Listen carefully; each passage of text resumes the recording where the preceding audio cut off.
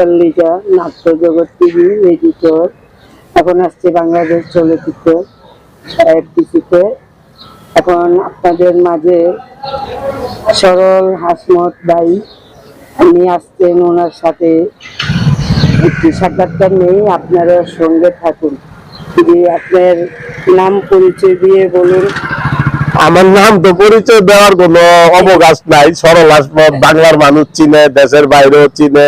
আমি সরল হাসমত। আজকে আমাদের জাতীয় চলচ্চিত্র দিবস।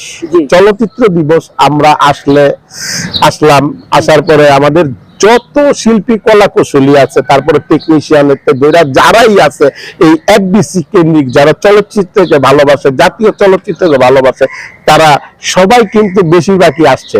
কিছু মানুষ হয়তো দূরে আসছিল, আসতে পারে নাই, আবার কিছু মানুষ চলে আসছে। যেমন আমি আমার ভালোবাসার খাতিরে আমি চলে আসছি। আমি সিনেমা দিয়ে কিন্তু আজকে সরল হাসমত দিতে পারছি, নাহলে কিন্তু হইতে পারতাম না। এই দেখেন, এই চলচ্চিত্র দিবসে আসলে পুরান পুরান ছবিগুলি দেখা যায়, পুরান পুরান পোস্টারগুলি দেখতে পারি, মনটা ভাল লাগে দেখলে।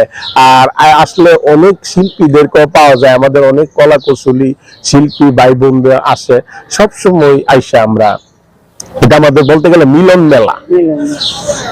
আর কি প্রশ্ন?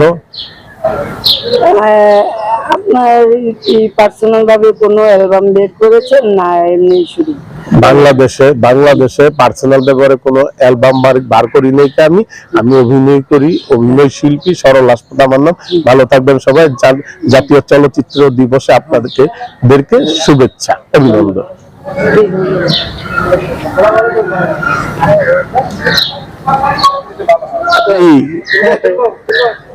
তুলে দেন।